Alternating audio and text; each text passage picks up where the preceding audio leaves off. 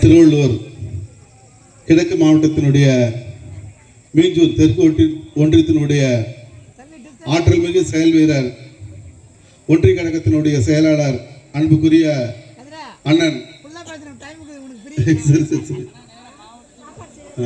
அண்ணன் ஜெகதீசன் அவர்களே, இந்த கூட்டத்திற்கு சிறப்புரை ஆற்றி போயிருக்கின்ற மாவட்ட கழகத்தினுடைய பொறுப்பாளர் அன்புக்குரிய அண்ணன் ஒல்லூர் ரமேஷ் அவர்களே, சகோதரிகளாகவும் என்றைக்குமே போற்றப்படுகின்ற மகளிர் தாய்மார்களே, உங்கள் அனைவருக்கும் இந்த மாலை பொழுது வணக்கத்தை நான் தெரிவித்துக் கொள்கின்றேன். இப்பொழுது அண்ணன் என பேச சொல்லியிருக்கிறார். எப்படி பேச சொல்லியிருக்கிறார் என்று கேட்டால், சின்னத்தம்பிதில் ஒரு பாட்டு சொல்லுவாங்க, குயில பிடிச்சு குண்டில் அடிச்சு கூவ சொல்லுகிற உலகம், மயில பிடிச்சு காலை உடைச்சு ஆட சொல்லுகிற உலகம், இது எப்படி ஆடுமையா, இது எப்படி பாடுமையா, ஓ ஆப்பிள்ளை முடி போட பெண் தாடி கயிறு எப்போது தெரியாது எனக்கு. அது மாதிரியா எல்லா மகளையும் வீட்டுக்கு அமைச்சிட்டு நீ மட்டும் பேசுன, நான் என்னத்த பேசுறது, நான் என்னத்த பேசுறது. அண்ணன் எல்லாரையும் அமைச்சிட்டாரு. தாய்மார்களே, பெரியவர்களே, ஆங்காங்கே இருக்கும் நண்பர்கள் எல்லாம் வந்து இருக்கையில அமருமாறு உங்களை அன்போடு கேட்டுக்கொள்கின்றோம். ஏனென்று கேட்டால், இது தளபதி மு.க. ஸ்டாலினுடைய மகத்தான 4 ஆண்டு வெற்றி சாதனை கூட்டம். இது எடப்பாடி கூட்டம் அல்ல, மோடி கூட்டம் அல்ல. ஒன்றுமே 10 ஆண்டு காலமாக ஆட்சியில் எதுவுமே செய்யாம உருவம் பானாவை வச்சு வட சுட்ட ஆட்சி கிடையாது. இது மக்களுக்கு நாள் ஒரு பொழுதும் மேல் ஒரு வண்ணயமாக அன்றாடமாக, அது கிராமப்புறமாக இருந்தாலும் சரி, நகரமாக இருந்தாலும் சரி, மாநகராக இருந்தாலும் சரி, பட்டி தொட்டியெல்லாம் எங்கெல்லாம் தமிழர்கள் வாழ்கிறார்களோ அங்கெல்லாம் ஓடி ஓடி ஒழித்த ஆட்சி இந்த ஆட்சி. கரமேல் பிறக்க வைத்தான், பெண்களை கண்ணீரில் மிதக்க வைத்தான், கட்டிய மனைவி தொட்டிலும் பிள்ளை உயிரே கொடுப்பவர் எங்கே, ஒரு நாள் போவார் ஒரு நாள் வருவார், ஒவ்வொரு நாளும் துயர் உண்டும் என்று ஒவ்வொரு நாளுமாக இந்த ஆட்சி செய்கின்ற போது துயரத்தோடு கண்ணீரோடு தமிழக மக்களை நான் காப்பாற்ற வேண்டும் என்பதற்காக காப்பாற்றியவர் தான் மு.க. ஸ்டாலின் அவர்கள். அந்த 4 ஆண்டு சாதனை காலத்தை தான் இன்றைக்கு நாங்கள் பேச இருக்கின்றோம்.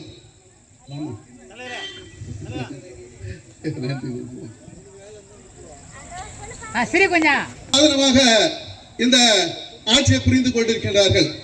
ஏனென்று கேட்டால், தலைவர் கலைஞர் அவர்களுக்கு அவர் ஒரு குடும்பத்தில் பிறந்தவர். அவருக்கு வந்து 3 ஆண் பிள்ளை, 2 பெண் பிள்ளை. 3 ஆண் பிள்ளையை விட்டு விட்டார்.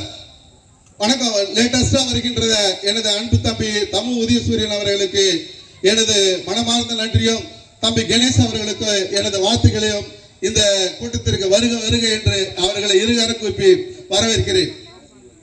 தலைவர் கலைஞர் அவர்களுக்கு வந்து எப்பவுமே மகளிர் மட்டும்தான் பிடிக்கும். மகளிருக்குலாம் எப்பவுமே என் பொண்ணு மாதிரியா, என் அம்மா மாதிரியா, என் குடும்பத்தில் ஒருத்தர் மாதிரியா நினைச்சுதான் அவர் எப்பெல்லாம் ஆட்சிக்கு வராரோ அப்பெல்லாம் மகளிருக்கு ஒரு திட்டத்தை தீட்டுவார். 1925ஆம் ஆண்டு தந்தை பெரியார் அவர்கள் காஞ்சிபுரத்தில் ஒரு பெரிய மகாநாடு நடத்தினார்கள். அப்பொழுது வெள்ளக்காரங்கிட்ட இருந்து ஆட்சி நம்ம வாங்கல.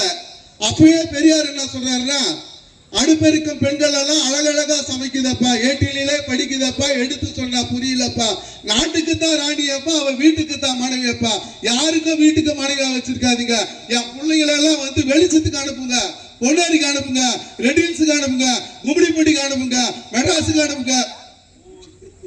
தந்தை பெரியார் அவர்கள் எல்லாம் பெண்கள் எல்லாம் வீட்டை விட்டு வெளியே வரணும், அவங்க சுயமா ஒரு தொழிலை செய்யணும்னு பெரியார் நினைச்சார். ஆனால் பெரியார் இடத்துல ஆட்சி இல்லை. 1952ஆம் ஆண்டு சட்டமேதை டாக்டர் அம்பேத்கர் அவர்கள் தான் சட்ட அமைச்சராக இருக்கின்ற போது டெல்லியில ஒரு சட்டத்தை எழுதி டெல்லிக்கு போறார். அப்பொழுது டெல்லியில அந்த நாடாளுமன்றத்தில் பெண்களுக்காக சொத்தில் சம உரிமை, பெண்கள் வெளிச்சத்துக்கு வரணும், பெண்கள் சொந்தமாக சுழவதி குழுவில் இருக்கணும், பெண்களுக்கு சம உரிமை கொடுக்கணும்னு நாடாளுமன்றத்தில் நிறைவேற்றுகின்ற போது அன்றைக்கு அங்க இருக்கிற ஐயங்கார் எல்லாம், பெண்கள் இந்த நாட்டில் இருந்து வெளியே வந்த ஆண்களை மதிக்க மாட்டார்கள், இந்த சட்டத்தை நான் நிறைவேற்ற மாட்டேன் என்று அன்றைக்கு நிறைவேற்றவில்லை. அதுக்கு பிறகு டாக்டர் அம்பேத்கர் அவர்கள் வெளியே வந்து சொன்னார், என்ன டாக்டர் அம்பேத்கர் உன்னுடைய சட்டத்தை நிறைவேற்றவில்லை என்று கேட்கின்ற போது, எனக்கு பிறகு இந்த நாட்டில் ஒரு மகத்தான ஒரு மனிதன் வருவார், என் சட்டத்தை என்றைக்கான ஒரு நாளைக்கு நிறைவேற்றும் என்று டாக்டர் அம்பேத்கர் அவர்கள் சொன்னார். 1989ஆம் ஆண்டு முத்தமிழ் டாக்டர் கலைஞர் அவர்கள் தமிழகத்திலே ஆட்சி அமைக்கின்ற போது பெண்களுக்கு சொத்தில் சம உரிமை என்று சட்டத்தை போட்டார். எந்த தந்தை பெரியார் கண்ட கனவோ, எந்த டாக்டர் அம்பேத்கர் கண்டனோ அந்த கனவை ஐயா கலைஞர் அவர்கள் நிறைவேற்றினார். அந்த கனவு மூலமா தான் வீட்டுக்காரனை கூட சமையல் செய்ய விட்டுட்டு நீங்க இங்க வந்து உட்கார்ந்துட்டு இருக்கிறீங்க. ஆமா, வீட்டுக்காரன் கூட சமையல் அவர் ரசம் கூட்டு பொரியல் சோறு எல்லாம் ஆக்கி வச்சிருப்பாரு. நம்மளை இங்க வந்து அமைச்சிருக்கிறீங்க, உங்களுக்கு நாங்க நன்றி சொல்றோம். இதுக்கெல்லாம் காரணம் யாருன்னா ஐயா கலைஞர் அவர்களும் அண்ணன் தம்பி ஐயா மதிப்புக்குரிய தமிழகத்தினுடைய முதலமைச்சர் ஐயா முத்துவேல் கருணாநிதி ஸ்டாலின் அவர்களை தான். நீங்கள் எல்லாம் சற்று சிந்தித்து பார்க்க வேண்டும். எந்த ஆட்சி வந்தா பெண்களுக்கு சம உரிமை, 100 நாள் வேலை, மகளிர் சுய குழு திட்டம், எப்பொழுதெல்லாம் திமுக ஆட்சிக்கு வருகின்றதோ அப்பெல்லாம் இந்த திட்டத்தை, மகளிருக்கு சில திட்டங்களை எல்லாம் இன்றைக்கு விடாது, நம் நல்லவர்கள் தூற்றும்படி வளர்ந்து விடாது, மூத்தோர் சொல் வார்த்தைகளை மீறக்கூடாது, பண்பு மொழியிலும் முறையிலும் மாறக்கூடாது, மாற்றார் கை பொருளை நம்பி வாழக்கூடாது, தன் மானையெல்லாம் கோழையுடன் சேரக்கூடாது, துன்பத்தை வெள்ள கல்வி கற்றிட வேண்டும், அறிவு வளர்ச்சியிலே தமிழகத்துடைய வான்முகத்தை தொட்டிட வேண்டியதுதான் இன்றைக்கு முத்துவேல் கருணாநிதி என்ற மகத்தான தலைவர் இந்த வானத்தை தொடும் அளவுக்கு இன்றைக்கு ஆட்சி நடத்தி கொண்டிருக்கின்றார். தேனிலும் தித்திக்கம் சொல்லினால் என தேற்று மகன் என புள்ளினால் வானியில் உயர்ந்து பறந்தவன் போல் வந்த வருத்த மறந்தன தெய்வ தமிழ் மொழி பெண்ணவள் இந்த தேச பெருமைக்கு கண்டவள் வையகம் முழுத வாழ்த்துவாள் பிற வாழ்ந்திடத்தன் சுகம் தாழ்த்துவாள் பற்பல 1000 ஆண்டுகள் இந்த பாரியில் நிரந்தர பூண்டவள் அற்புத புதுமை கண்டியே தமிழ்நாட்டினுடைய அழகு தரும் அன்னையே என்று தமிழ்நாட்டுக்கு அழகு தரும் ஒரு முதலமைச்சராக அண்ணன் முத்துவேல் கருணாநிதி ஸ்டாலின் விலகிக் கொண்டிருக்கின்றார். தாய்மார்களே, பெரியவர்களே, உங்களை எல்லாம் பார்த்து ஒன்று மட்டும்தான் நான் கேட்டுக்கொள்கின்றேன். அண்ணன் மு.க. ஸ்டாலின் அவர்கள் ஆட்சி செய்கின்ற போது 2001ஆம் ஆண்டு மிகப்பெரிய ஒரு கொரோனா, பக்கத்து வீட்டுக்காரன் பார்க்க முடியாத கொரோனா. ஆனால் வந்த உடனே நான் எல்லாருக்கும் 4000 ரூபாய் கொடுப்பேன் என்று சொல்லி 4000 ரூபாய் கொடுத்தார். அதே போல இந்தியாவில் யாருமே போயிட்டு ஒரு மருத்துவமனையில் கொரோனா கொடி அணிந்து கொண்டு கொரோனா நோயாளிகளை பார்த்த முதலமைச்சர் இந்தியாவில் யாருமே கிடையாது, அண்ணன் மு.க. ஸ்டாலின் மட்டும்தான். தமிழர்களை நான் கைவிட மாட்டேன் என்று தன்னுடைய கொரோனா கொடி அணிந்து கொண்டு கோயம்புத்தூரில் ஒரு மருத்துவமனையில் போயிட்டு கொரோனா நோய்களை எல்லாம் பார்த்து தமிழர்களே, அன்புக்குரிய நெஞ்சுகளே, தம்பிகளே, அக்காவுகளே, சின்னம்மாங்களே, பெரியம்மாங்களே, தாய்மார்களே, பாட்டிகளே, நான் மு.க. ஸ்டாலின் இருக்கிறவரை நீங்க ஒருபொழுதும் நீங்க கவலைப்பட வேண்டாம், நான் இருக்கின்றேன், நான் பார்த்துக் கொள்கிறேன் என்று சொல்லி நம்ம உயிரெல்லாம் காத்து இன்னைக்கு கொரோனா ஊசி போட்டு மருந்து மாத்திரை எல்லாம் கொடுத்து இன்னைக்கு சுகமாக நம்மளை எல்லாம் உட்கார வைத்தவர் ஐயா முதலமைச்சர் மு.க. ஸ்டாலின் அவர்கள். ஒன்று மட்டும் நான் சொல்ல இறுதியாக கடமைப்பட்டிருக்கின்றேன். அண்ணன் தெரசா என்று ஒரு மகத்தான மனிதர் இருந்தார்கள். அந்த தெரசா அவர்கள் இங்கிலாந்து மாநகரத்தில் பிறந்து தனக்கு திருமணம் வேண்டாம், தன்னுடைய இளமை பருவத்தில் திருமணம் வேண்டாம் என்று தன் அப்பா கிட்ட சொல்றாங்க. இந்தியாவிலே கல்கட்டா என்ற ஒரு நகரத்திலே தொழிலாளிகள், குசுராகிகள், முதியவர்கள், அநாத குழந்தைகள் எல்லாம் வாழ்கின்றார்கள். நான் அவர்களுக்கு பணிவிடை செய்ய போறேன் என்று சொல்லி தான் அப்பா கிட்ட சொல்லிட்டு இந்தியாவுக்கு கல்கட்டாக்கு வராங்க. அந்த தெருவு ஃபுல்லா குசு நோயாளிக. அவர்கள் எல்லாம் அண்ணன் தெரசா அவர்கள் காப்பாற்றினார். அவர்களை எப்படி காப்பாற்றினார் தெரியுமா? அந்த அம்மா கிட்ட காசு இல்ல, தன்னுடைய முந்தானியை பிரிச்சுக்கிட்டு கல்கட்டா வீதியில என்னுடைய குழந்தைகளுக்கும் என்னுடைய தொழிலாளர்களுக்கும் நான் நிதி திரட்ட பெறணும் சொல்லி நிதி திரட்டினார்கள்.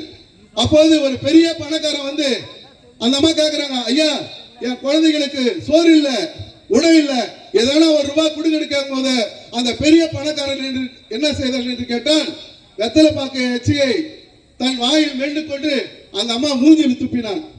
அப்பொழுது அந்த அம்மா அந்த மூஞ்சியை தொலைச்சுக்கிட்டு, ஐயா இதுக்கு எனக்கு தந்த பிச்சை, நான் இதை தொடச்சுக் கொள்கிறேன் அந்த அம்மா தொடச்சுக்கிறேன், என் குழந்தைக்கு எதனா கொடுங்கன்னு கேட்டாங்க. திரும்ப என்ன செஞ்சாங்கன்னு கேட்டா, அவன் வீட்டுல இருக்கிற பணத்தை, நகைய, பொருளை எல்லாம் எடுத்து அந்த அம்மா கிட்ட கொடுத்துட்டான். அந்த அம்மா பார்த்து சொன்னா, அம்மா உங்களுக்கு எவ்வளவு பெரிய மனசு இருக்க, நீங்க நீடோடி வாழ வேண்டும், இந்த அனாதை குழந்தைகளும் இந்த குஷ்டரோகிகளும் நீங்கள் சேவை செய்ய வேண்டும் என்று சொல்லி அந்த இன்றைய தமிழகத்தினுடைய முதலமைச்சர் அண்ணன் மு க ஸ்டாலின் அவர்கள் இந்த பிரதமர் மோடி 100 நாள் வேலை காசு நிறுத்திட்டார். எந்த தெராசா தன்னுடைய மடியை பிரிச்சாங்களோ அதே மடிய அண்ணன் மு க ஸ்டாலின் இந்த மடியை பிடிச்சுக்கிட்டு டெல்லியில, ஐயா என் மேல எதெல்லாம் போவாருந்த என்னை பயிர் தீர்த்துங்க, என் தமிழக மக்களை நீங்க வஞ்சிக்காதீங்க, பழி வாங்காதீங்கன்னு சொல்லி தான் மடிய பிரிச்சுக்கிட்டு எந்த தெராசா கேட்டார்களோ அதே போல அதே உடையில அண்ணன் மு க ஸ்டாலின் அவர்கள் இன்றைக்கு மோடி இடத்துல கேட்டு இன்னைக்கு 22,000 கோடியை பெற்று இருக்கிறார். யாருக்காக? பரிக்கப்பட்டில் இருக்கிற அக்கா 100 நாள் வேலைக்கு போறாங்களே, உப்பளத்தில் இருக்கிறவங்க, மெத்தூர்ல இருக்கிறவங்க, கொல்லிமேட்டில் இருக்கிறவங்க, கூடாஞ்சேரியில் இருக்கிறவங்க, இவங்களுக்கெல்லாம் போயிட்டு 20,000 கோடியை இன்னைக்கு பெற்று 100 நாள் வேலை அடுத்த வாரத்தில் உங்க அக்கௌண்ட்ல பணம் வந்துடும். காட்டாவருக்கும் வந்துச்சுங்க, பேங்க்ல இருக்குது. நாளைக்கு செக்ரட்டரி நீங்க பெத்தூர் பேங்க்ல போனீங்கன்னா எடுத்துக்கலாம், இல்ல பொன்னேரி பேங்க்ல போனா எடுத்துக்கலாம், ஒன்னும் பிரச்சனை இல்லை. உங்களுக்கு எந்த நேரத்திலுமே ஐயா மு க ஸ்டாலின் இருக்கார். உங்களுக்கு மாசம் 1000 ரூபாய் காசு வரும், அதே போல 100 நாள் காசு வரும். இன்னும் நாங்க ஆட்சிக்கு வந்தா இந்த காசை நாங்க ஏத்தி கொடுக்க போறோம், நீங்க கவலையே படாதீங்க சாமி. நாங்க உங்களுக்காகவே இந்த ஆட்சி செய்யறோம், குறிப்பா பெண்களுக்காகவே ஆட்சி செய்யறோம். நாங்க ஒரு பொழுதும் உங்களை துளி வேர்வை சிந்துற மாதிரி கூட நாங்க விட மாட்டோம். உங்களுக்காக அண்ணன் மு க ஸ்டாலின் சாப்பிட்டாரோ சாப்பிடலையா இப்போது உட்கார்ந்துக்கிட்டு கடிதம் எழுதிக்கிட்டு இருப்பாரு பிரதமருக்கு. என் தமிழக மக்களை வாழ வைக்க வேண்டும், அவர்களுக்கு குடி தண்ணீர் வேண்டும், அவர்களுக்கு பிபி சுகர் எல்லாம் அதிகமா இருக்கு, அதுக்கு டெல்லியிலிருந்து மாத்திரை வர வேண்டும், அவருக்கு 100 நாள் காசு வர வேண்டும், அவருக்கு மாசம் 1000 ரூபாய் வர வேண்டும். லெட்டர் பிரதமருக்கு எழுதிக்கிட்டு தான் இருக்காரு. உங்களை நீங்க ஏதோ நாங்க மீட்டிங் போயிட்டு வீட்டுல போய் சோறு துண்டு 10 மணி நினைக்காதீங்க. நைட்டு 12 மணி வரை உங்களுக்காக டெல்லியில கடிதம் எழுதிக்கிட்டு இருக்கிற ஒரே ஆட்சி திமுக ஆட்சி தான்.